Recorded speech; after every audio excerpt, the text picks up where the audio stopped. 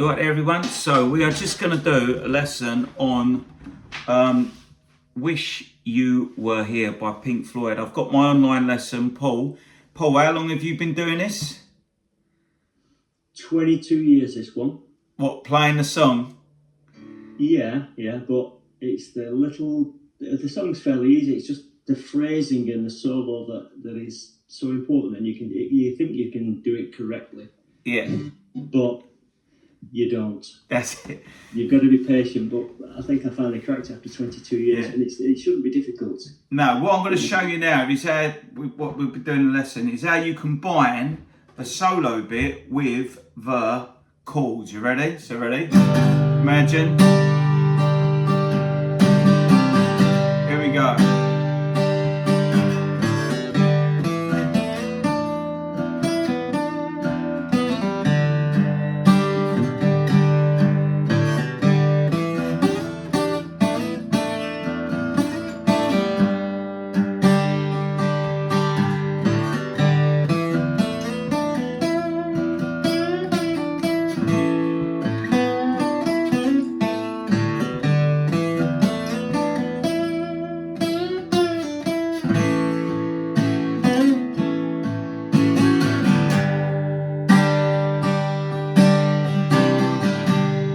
So what it does, it sounds full, don't it? I mean, it's not the exact version, but you've got a mix of the chords in the background plus the solo. If you just do the solo on its own, which you've been doing, you've got...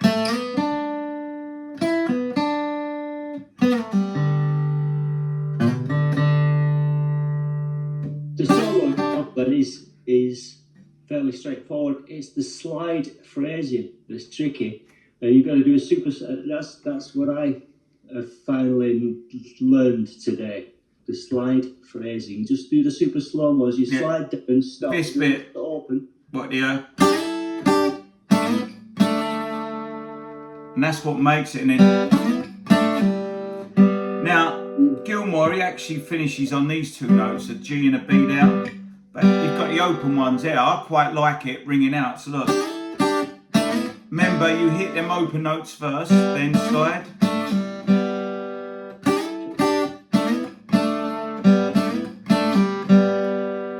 Sounds easy, but it's more tricky than you think. Well, that's the art of Gilmour. I mean, his playing is about phrasing and putting them notes in the right place, which is good. So, but it's combining that with...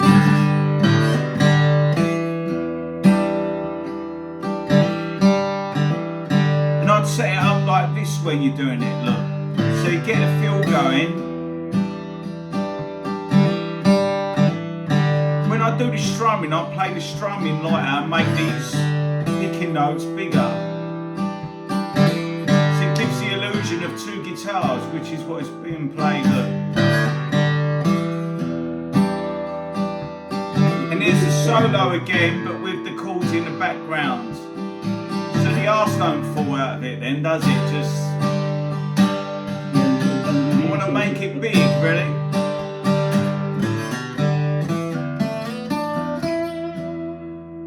God, how it goes. That's amazing. Look, that's ready. So I was thinking, ready?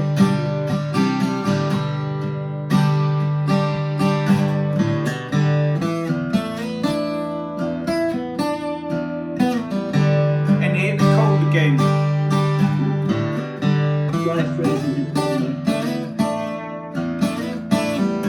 Now, the reason I'm getting them notes ringing out, because what's happening is when we're playing this chord here, it's an illusion, yeah? Look.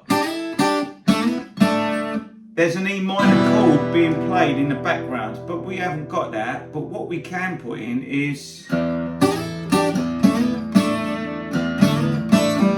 What we're putting in, I'm hitting in that bass note, because when that lick there, some of them notes, what we're playing, them notes are part of the E minor chord. So to the listener, it's going to, instead of just going...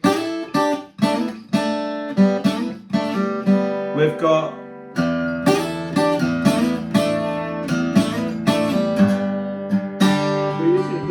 Strings at the end. Just the open string, look. It carries it to the next piece. It does, it makes it flow instead of it, say, it drops out. So look, if I go again from the top, you got, so I'll play the opening riff, so you got, look.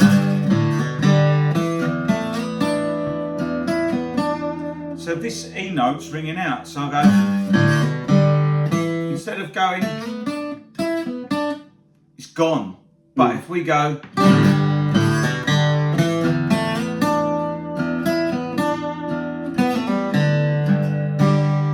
that bit, sometimes Gilmour does a, well, I think you're hitting an open E.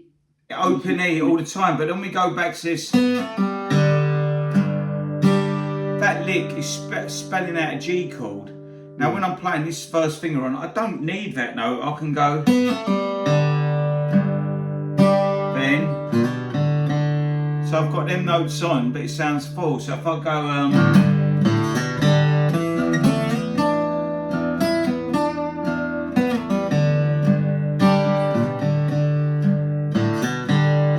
I think most average guitarists can do the opening lick and do the strumming, but it's that little intricate phrasing that needs to be just slowed down so that people can really get it sounding more authentic in their own way. well, it is. I mean, this ain't the authentic way of playing it, but it's a good way if you're playing guitar on your own, and you want. And it's like creating a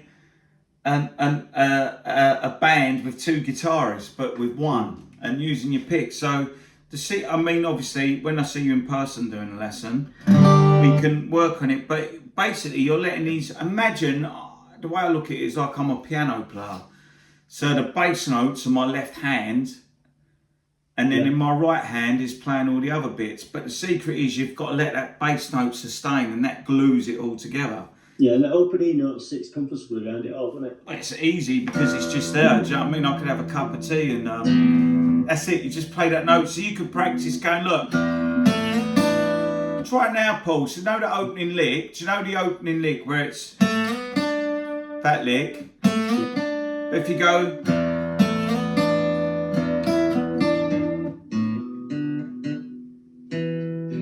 oh yeah, I've got it. Hang on a second. The opening lick. no, the lick. Do you know the guitar solo? The solo, not the main riff, but the solo. Do you know? Right, stop there. So what you could practice is hitting the bass note. Hey, look. So I can't even hit the right note myself now, look. There you go. That's it. But make sure you don't kill the bass note. So let it sustain, look. And then I hit it again here, look. So I've hit that bass note 3 times in that part. So at the beginning, look.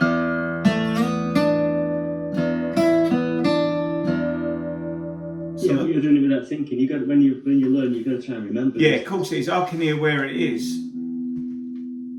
Yeah. Bass note.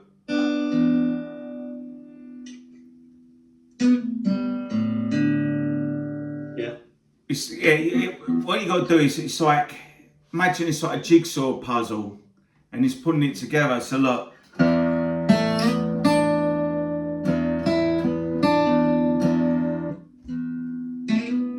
Bass note, that's it. Then you do that and then bass note at the end again. You add it then. Yeah. At the moment, it's got to be mechanical and it's not going to be musical. So you've got the solo musical, but adding these notes in. Look, so you think bass note at the beginning, bass note now here again. So you get this. Phrasing right on the solo, and now you're throwing a bass note in on me. Yeah. Thank you. Sounds cool, don't it? Look. And then what you could do later on, it's the kind of stuff I practice. Got to think, what are the chords for the solo? Can I then play around and do my own things? So like,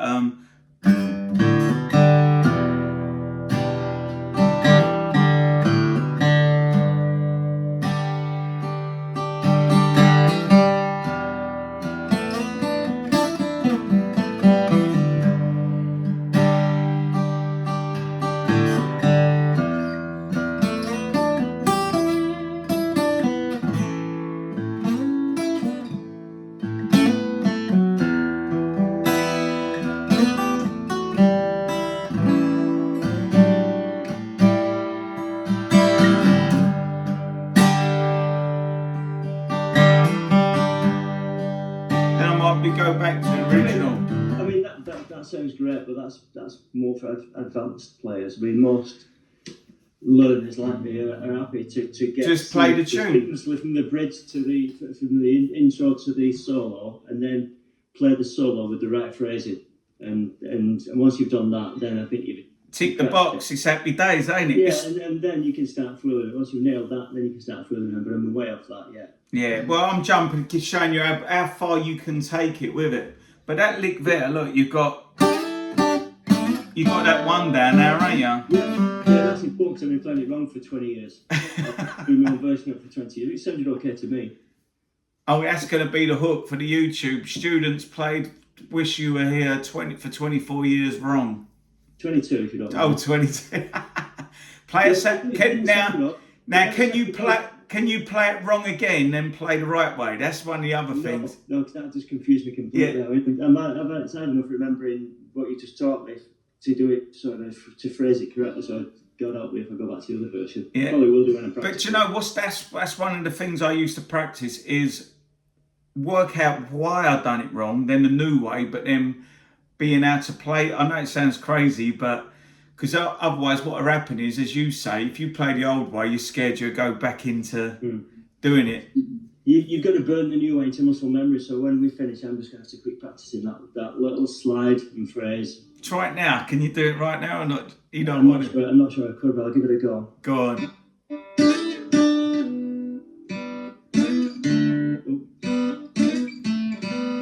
So there you go, that's a few. That's it. One note you missed out. Yeah, okay. I completely missed it. You nearly had it then? Yeah.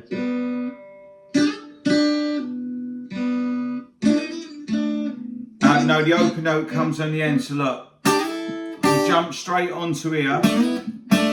Because what you're doing is you're putting in 2 open notes there. So you want straight.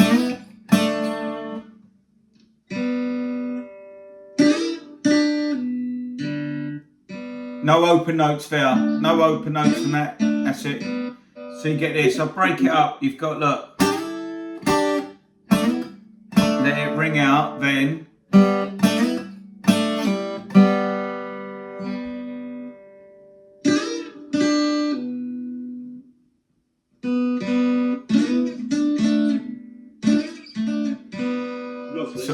It's all going right. It's the pressure of the. Yeah, it's the pressure. You had it earlier. Yeah, I know.